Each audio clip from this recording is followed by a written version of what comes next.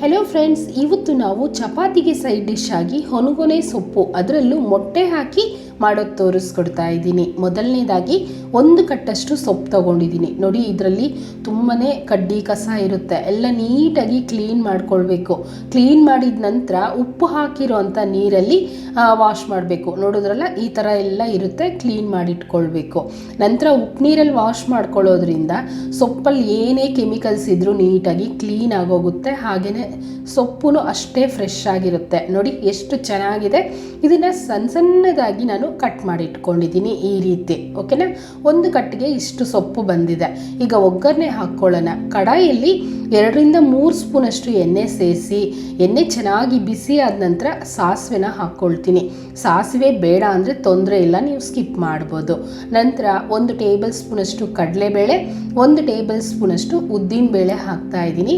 ಈ ಕಡಲೆಬೇಳೆ ಉದ್ದಿನಬೇಳೆ ನಮಗೆ ಚೆನ್ನಾಗಿ ಕೆಂಪಗಾಗಬೇಕು. ಆಗ ಸೊಪ್ಪಿನ ಜೊತೆ ಅಲ್ಲೆಲ್ಲೂ ನಮಗೆ ಬಾಯಿಗೆ ಸಿಗ್ತಾ ಇದ್ರೆ ತುಂಬಾ ಚೆನ್ನಾಗಿರುತ್ತೆ. ನೋಡಿ, ಈ ಥರ ಆಯಿತು. 5-6 ಎಸಳಷ್ಟು ಬೆಳ್ಳುಳ್ಳಿನ ಲೈಟಾಗಿ ಚಚ್ಕೊಂಡು ಹಾಕ್ಕೊಂಡಿದ್ದೀನಿ. 2 ಕಡ್ಡಿಯಷ್ಟು ಕರಿಬೇವನ್ನು ಹಾಕ್ತಿದ್ದೀನಿ. ಬೆಳ್ಳುಳ್ಳಿನೂ ಹಸಿ ವಾಸನೆ ಹೋಗೋವರೆಗೂ ಫ್ರೈ ಮಾಡ್ಕೊಳ್ಳಿ.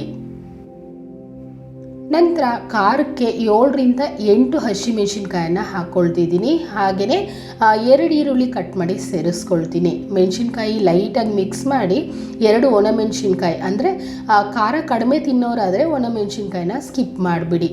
ಈರುಳ್ಳಿನೂ ಅಷ್ಟೇ, ತುಂಬ ಏನು ಫ್ರೈ ಮಾಡೋದು ಬೇಡ, ಒಂದು 50% ಅಷ್ಟು ಫ್ರೈ ಮಾಡಿಕೊಂಡ್ರೆ ಸಾಕು. ನೋಡಿ, ಇಷ್ಟು ಫ್ರೈ ಆದ ನಂತರ ನಾವು ಆಲ್ರೆಡಿ ಕ್ಲೀನ್ ಮಾಡಿಟ್ಟಿದ್ದೀವಲ್ವ, ಸೊಪ್ಪನ್ನು ಸೇರಿಸ್ಕೊಳ್ಳೋಣ. ಈ ಸೊಪ್ಪಿನ ಪಲ್ಯಕ್ಕೆ ನೀರೇನು ಹಾಕೋದು ಬೇಡ ಫ್ರೆಂಡ್ಸ್, ಏಕೆಂದರೆ ನಾವು ಸೊಪ್ಪು ಕ್ಲೀನ್ ಮಾಡೋವಾಗ ನೀರು ಹಾಕಿ ಕ್ಲೀನ್ ಮಾಡಿರ್ತೀವಲ್ವ, ಅದರಲ್ಲೇ ನೀರು ಇರುತ್ತೆ. ನಿಮ್ಗೆ ಇಲ್ಲ ತುಂಬಾ ತಲೆ ಹಿಡಿತಾ ಇದೆ ಅನಿಸಿದ್ರೆ ಟೀ ಗ್ಲಾಸಲ್ಲಿ ಒಂದು ಅರ್ಧ ಗ್ಲಾಸಷ್ಟು ಮಾತ್ರ ನೀರನ್ನು ಸೇರಿಸ್ಕೊಳ್ಬೋದು, ತೊಂದರೆ ಇಲ್ಲ.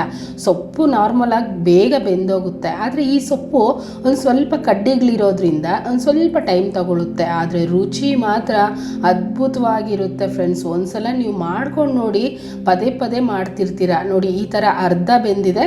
ಈಗ ನಾನು ರುಚಿಗೆ ತಕ್ಕಷ್ಟು ಉಪ್ಪನ್ನು ಹಾಕ್ಕೊಳ್ತಿದ್ದೀನಿ.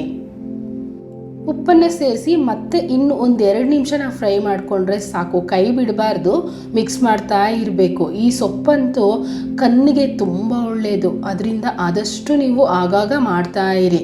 ನೋಡಿ, ಈ ಥರ ಆಯ್ತಲ್ವ. ನೀವು ವೆಜಿಟೇರಿಯನ್ಸ್ ಆದರೆ ಈ ಜಾಗದಲ್ಲಿ ಸ್ಟವನ್ನು ಆಫ್ ಮಾಡಿ ಕಾಯಿ ತುರಿ ಸೇರಿಸ್ಕೊಳ್ಳಿ. ನಾನ್ ವೆಜಿಟೇರಿಯನ್ಸ್ ಆದರೆ ಮೊಟ್ಟೆನ ಹಾಕ್ಕೊಳ್ಳಿ. ನಾನು 4 ಮೊಟ್ಟೆನ ಒಡೆದು ಸೇರಿಸ್ಕೊಳ್ತಿದ್ದೀನಿ. ನಿಮಗೆ ಆ ರೀತಿ ಬೇಕು ಅಂದರೂ ಮಾಡ್ಬೋದು, ಅಂದರೆ ಕಾಯಿ ತುರಿ ಬೇಕು ಅಂದರೂ ಹಾಕಿ ಮಾಡ್ಬೋದು, ಅಥವಾ ಮೊಟ್ಟೆ ಹಾಕಿ ಬೇಕು ಅಂದರೂ ಮಾಡ್ಕೊಳ್ಬೋದು. 2 ರೀತಿನಲ್ಲಿ ನಿಮ್ಗೆ ಯಾವ್ದು ಇಷ್ಟನೋ ಆ ರೀತಿನೇ ಮಾಡ್ಕೊಳ್ಬೋದು. ಮೊಟ್ಟೆ ಸೇರಿಸಿದ ನಂತರ 1-2 ನಿಮಿಷ ಆ ಕಡೆ ಈ ಕಡೆ ಮಿಕ್ಸ್ ಮಾಡಿಕೊಂಡ್ರೆ ಸಾಕು. ಅಂದರೆ ಮೊಟ್ಟೆನಲ್ಲಿ ಹಸಿ ವಾಸನೆ ಇರುತ್ತಲ್ವ, ಅದು ಪೂರ್ತಿ ಹೊರಟೋದ್ರೆ ಸಾಕಾಗುತ್ತೆ. ನೋಡಿ, ಈ ಥರ ಆಗಿದೆ ಅಲ್ವಾ. ಇಷ್ಟೇ ಫ್ರೆಂಡ್ಸ್, ಸುಲಭವಾಗಿ ಮಾಡ್ಬೋದು.